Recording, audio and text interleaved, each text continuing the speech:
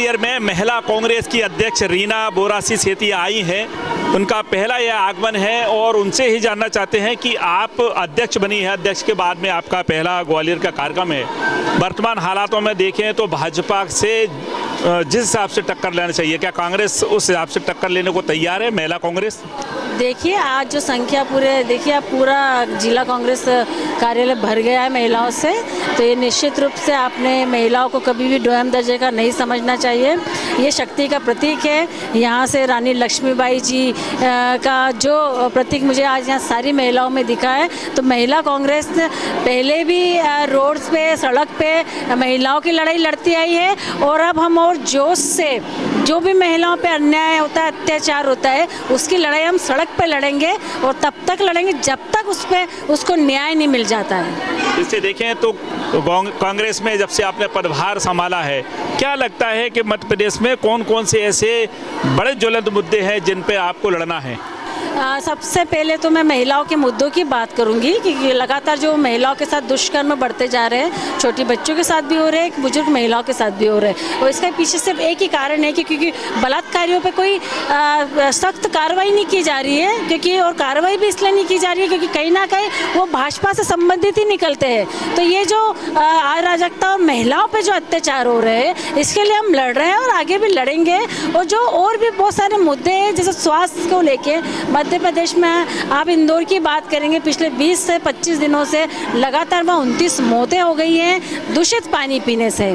आज समझ सकते हैं कि पानी पीने, जो जल ही जीवन है, जो हम बचपन से सुनते आ रहे हैं, आज ये हो गया जल ही जहर है। ये इंदौर में साबित हो गया है कि लोग जहरीले पानी पी के मर रहे हैं। आप देखिए क्या व्यवस्था हो गई है पिछले 22-23 सालों में मध्य प्रदेश की।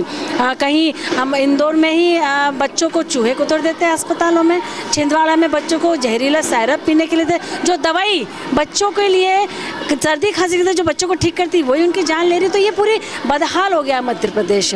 तो इसके लिए हम लड़ाई लड़ते रहेंगे और आगे भी जब तक व्यवस्था ठीक नहीं होगी लड़ते रहेंगे हम आगे। एक सवाल यहाँ और खड़ा होता है कि महिलाओं और बच्चियों पर अपराध तो बढ़ रहे हैं, लेकिन जो बयानबाजी चलती है, चाहे साधु संत धीरेन्द्र शास्त्री की बात करें या रामभद्राचार्य की बात करें, फूल सिंह बरैया की बात करें, तो इनके विचारों से आपको क्या लगता है? आप एक नाम लेना भूल गए, विजय शाह जी का, जिन्होंने हमारे देश की बेटी के ऊपर बहुत गलत टिप्पणी की थी और 6 महीने से उनके ऊपर कोई कार्रवाई नहीं हुई, जिसमें सुप्रीम कोर्ट को भी संज्ञान लेना पड़ा कि अभी तक इन पर कोई कार्रवाई नहीं की। और आपकी सबसे बड़ी विडम्बना ये है कि 26 जनवरी के प्रोटोकॉल के तहत उन्होंने झंडा वंदन भी करा है। जो महिला, जो हमारी कर्नल सोफिया जी, जो हमारी महिला शक्ति है, जिन्होंने देश के लिए काम करा, लड़ाई लड़ी, ऑपरेशन सिंदूर को सफल बनाया, उनके लिए अभद्र टिप्पणी करने के बावजूद भी कल उन्हें प्रोटोकॉल के तहत झंडा वंदन किया गया। आप सोचिए क्या महिलाओं की के लिए क्या सम्मान हो गए भाजपा के लोगों में। तो इस प्रकार से देखें तो महिलाओं का सम्मान कांग्रेस कैसे बढ़ाएगी?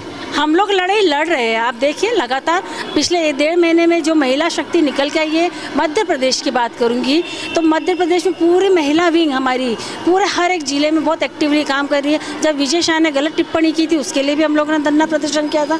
जब विजय शाह जी ने रतलाम में लाडली बहनों खुलेआम धमकी दी थी, उसके लिए पूरा मध्य प्रदेश की महिला कांग्रेस ने उनके पुतले भी जलाए थे, ज्ञापन भी दिया था और हमने भोपाल में उनके घर का घेराव भी किया था, पर हमें बीच में ही गिरफ्तारी करके अंदर बंद कर दिया गया था। तो क्या आपको लगता है कि मध्य प्रदेश में महिला ज़्यादा पीड़ित है? बिल्कुल, आप देख सकते हैं 22 सालों में क्या हालत होगी महिलाओं की। लगातार अब नंबर 1 अगर बलात्कार में आ रहा है, उससे आप समझिए कि क्या हालत हो गई महिलाओं की। लेकिन हालत तो हो गई है, लेकिन वही भाजपा जब देती है लाडली बहना के रूप में पैसा देती है और सरकार बन जाती है। देखिए लाडली बहना में भी महिलाओं को अब समझ में आने लगा। कई महिलाएं जब 2 साल पहले वादा किया गया था कि 3000 रुपये हर महिला के खाते में डालेंगे, अभी तक 2 साल हो गए किसी भी महिला के खाते में 3000 रुपये नहीं आए हैं। और उसके विपरीत महिलाओं के नाम काटे गए अलग अलग कारणों से। 2 साल में कोई भी नई लाडली बहना के रजिस्ट्रेशन नहीं हुए।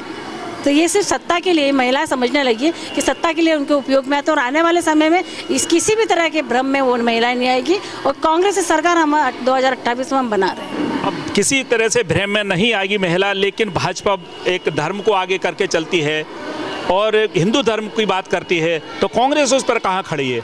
हम तो बेरोजगारी की बात करते हैं, हम विकास की बात करते हैं, हम महिलाओं की बात करते हैं, हम रोजगार की बात करते हैं, हम शिक्षा की बात करते हैं। धर्म के नाम पे ये जो पूरे देश में प्रोपोगंडा मचा है, इसका जवाब 2024 में जब लोकसभा चुनाव थे, जब 400 पार के नारे लगा रहे थे, तो इसी जनता ने संविधान के नाम पे जब हमारे जननायक आदरणीय राहुल गांधी जी लाल किताब लेके जब निकले ना, तो 240 पे इनकी सरकार आ गई है और आज भी बैसाखियों पे सरकार है। आज भी बैसाखियों पे सरकार है। अब सबसे बड़ा सवाल यहाँ होता है कि कोई भी संगठन होता है, मजबूत होता है, तब जनता को न्याय मिलता है। तो क्या महिला कांग्रेस एक लंबे समय से मध्य प्रदेश में निष्क्रिय रूप से पड़ी हुई है, क्या उसमें जान फूंकने का आप काम कर पाएंगे?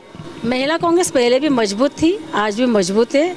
और अभी 1.5 महीने में जिस तरीके से महिलाओं ने काम किया मध्य प्रदेश में, तो निश्चित रूप से आने वाले समय में और मजबूती से महिला कांग्रेस आएगी। आपके संगठन के कब तक विस्तार हो रहा है, कार्यकारिणियाँ कब तक गठित हो जाएंगी पूरे जिलों में बात करें? बहुत जल्दी, बहुत जल्दी, बहुत जल्दी हो जाएंगी। क्या इसका पैमाना क्या रखा है? क्या उसको जमीनी कार्यकर्ता रखा है या पैरासूट वाले लोग रखे? बिल्कुल जमीनी कार्यकर्ता से ही आगे बढ़ाया जाएगा। जो महिलाएं वाकई में जमीन पे काम करी, महिलाओं के बीच है, उनके मुद्दे उठाती है, उनके अत्याचारों को सहन नहीं करी, उनकी आवाज़ बन के जो महिला खड़ी होंगी, उन्हीं को ही आगे बढ़ाया जाएगा। जो जनता के मुद्दों को उठाएगी, उनकी आवाज़ बनेगी, उन्हीं को ही संगठन में महत्व दिया जाएगा, आगे बढ़ाया जाएगा।